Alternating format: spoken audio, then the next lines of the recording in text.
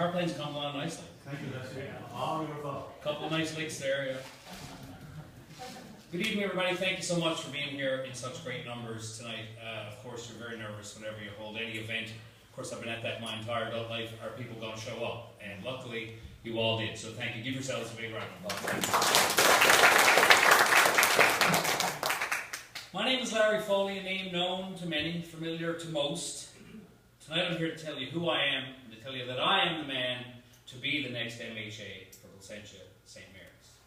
Yeah.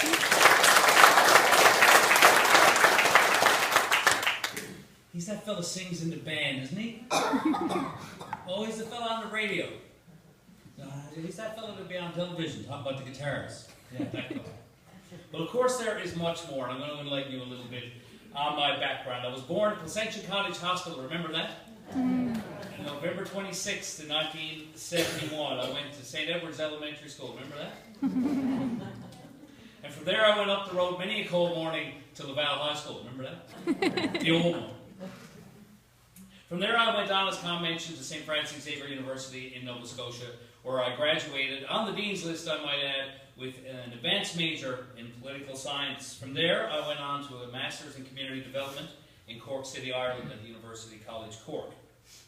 In 1994, I came home to be part of something that wasn't anywhere else on the planet, the Newfoundland and Labrador music scene.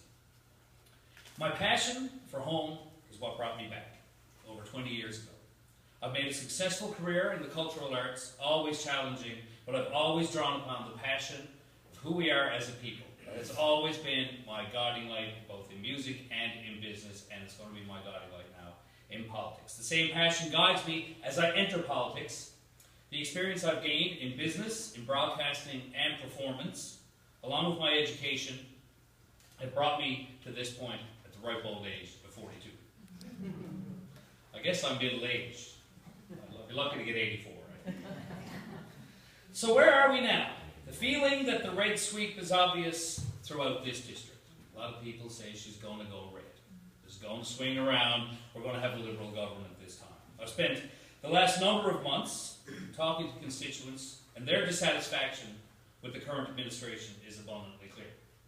However, the PC party will not give up this seat easily, and of course the NDP are going to make a run for it as well. The feeling of whomever wins the nomination is going to win the seat is not necessarily the case. The PCs are going to fight hard for this. The NDP are going to try to get a foothold. It's going to take a strong candidate, and I am that candidate, to take them on and win in 2015.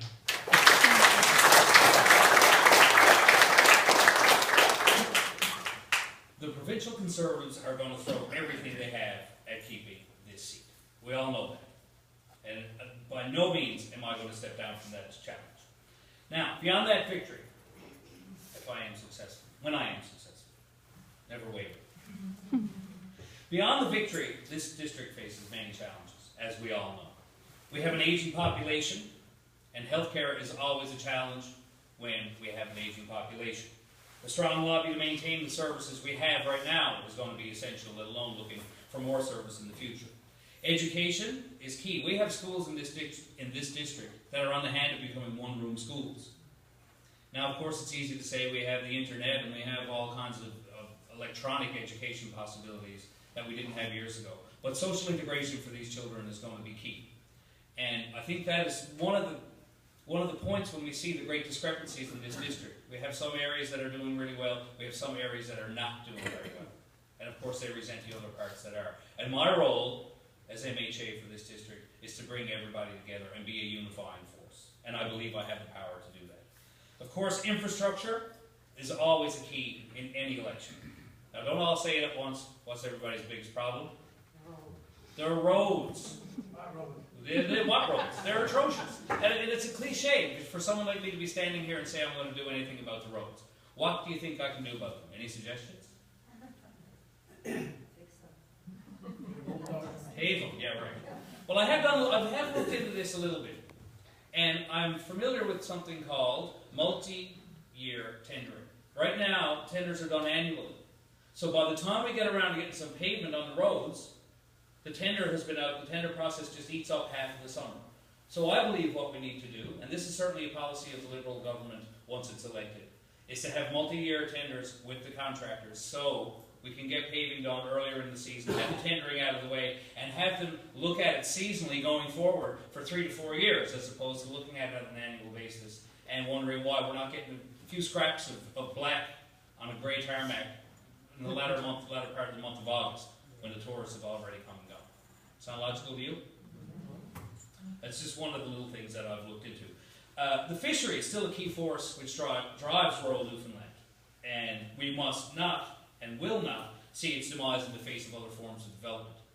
Of course, we're looking at big things in Argentia, and that doesn't mean the fishery is any less important. The fisher people of this bay and of St. Mary's Bay, they're independent businessmen, and independent business is the backbone of our economy. I'm also very interested in sustainability. That's one of the things I studied in my master's program.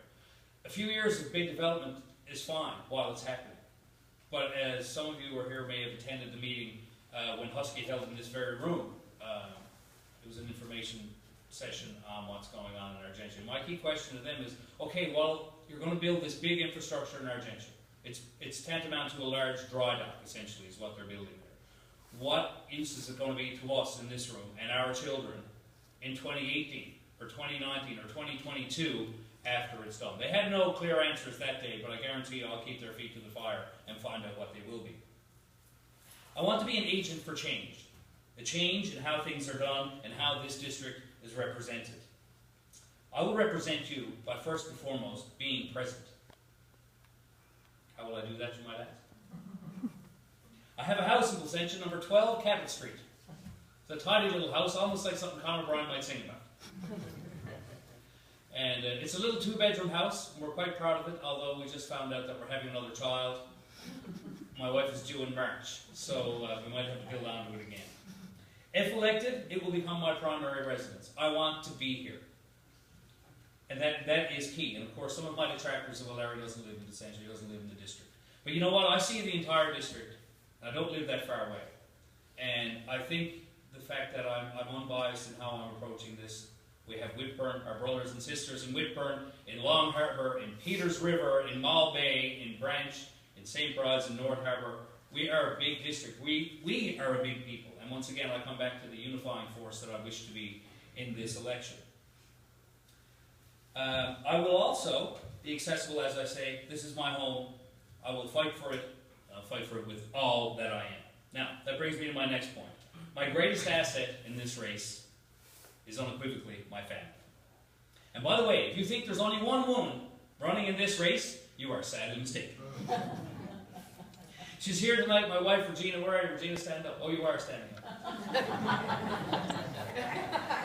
She's small, but she's mighty, I guarantee you. Regina is my collaborator in all things. She is tireless in all of our pursuits. She has a degree in commerce from Memorial University. She's worked in advertising. She's been a banker, and she currently holds a position as housing administrator with Newfoundland and Labrador Housing. She's 110% behind me in my bid for this seat, and she is shoulder to shoulder with me in all of the challenges that lie ahead. Now, it also doesn't hurt that she's from St. Mary's. Her parents still live there, and they are liberal as far back as Napoleon, I think. That's as far back as I could find. And the Breens are staunch supporters of this government and staunch supporters of me, I'm proud to say. She brings great insight to the table, and for me to say I'll come with value added is a slight overstatement. Give her a big round of applause. She worked very hard.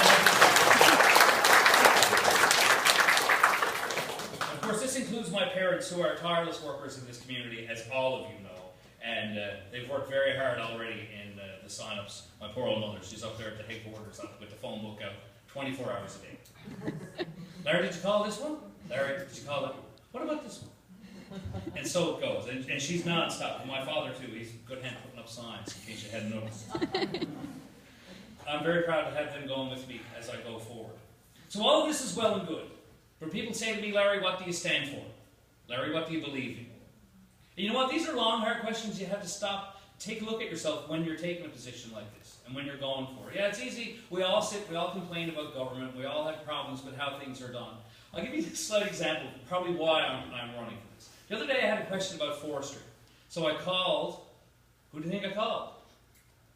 Department of Forestry. My question was specifically about trees. And the young fellow on the other end, he said, sorry, I think you have the wrong department. You cannot make this stuff up. I mean, this is a problem we have, our bureaucracy.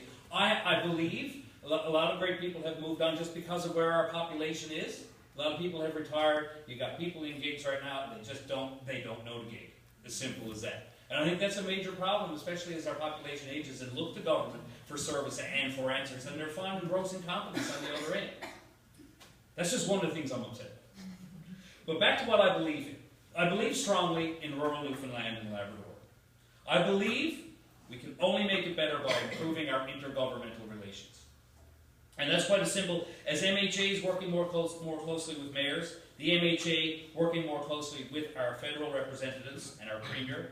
And second of all, our Premier must work, period, with our Prime Minister. And the climate we have right now, there are no good intergovernmental relations as far as I'm concerned, or they certainly can be improved. And on the federal level, well, we all know the answer to that. Federal-provincial relations must be improved, and they will be achieved simply by voting Liberal. You can clap right there.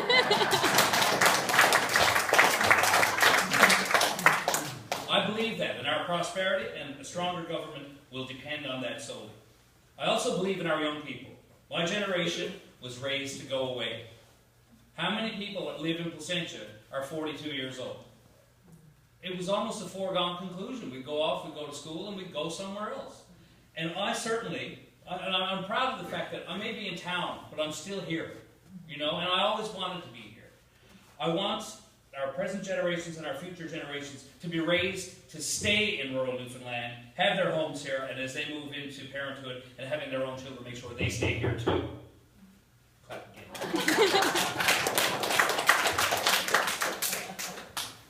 Largely, probably most of all, if there's anything I do believe in, it's simple. 2 words. Small business. I manage the groups I perform in, and being a successful musician means only one thing, being a successful business person. And Con can back me up on this. He's been a great help to me over the years too, by the way, and a mentor in how things are done. I know what it means to create revenue from scratch. I generate payroll on my ability simply to broker deals and to follow them through. I also own and operate a first aid supply company, which is called Safety Med Plus Limited, and we service over 300 accounts in eastern Newfoundland. Where my wife and I find the time to have children, I'm not really sure. But all jokes aside, Regina and I work together in making these things happen, and it's easy to say, well, Larry plays in a band, but what does that mean, really? You know, I manage these things, I spend my time on the phone, once again, brokering deals and making sure that the jobs make sense, that they're revenue earning, and everybody's going to get paid, and the job is going to get done. And I think that's simply what we need to expect from our government. As simple as that. And quite simply, I get ahead of myself. Now, I make things happen, and I champion others who do the same. Small business is the backbone of our economy. It currently makes up 20% of our GDP. This can be improved and will be improved with Liberal government. And you will see greater initiative in growing small business in rural Newfoundland with a Liberal government. So, friends, I thank you for being here tonight. Please sign up and vote in this important nomination. I offer you a fresh perspective, as well as a clear and articulate representation. My profile will bring attention to this district. I offer you all that I am. Please take me up on my offer. Larry Foley in 15 for Placentia St. Mary's. Thank you so much for being here.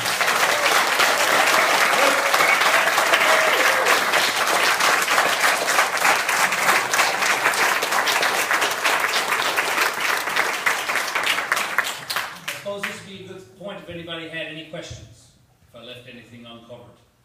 I'm sure I have. I have a lot to learn.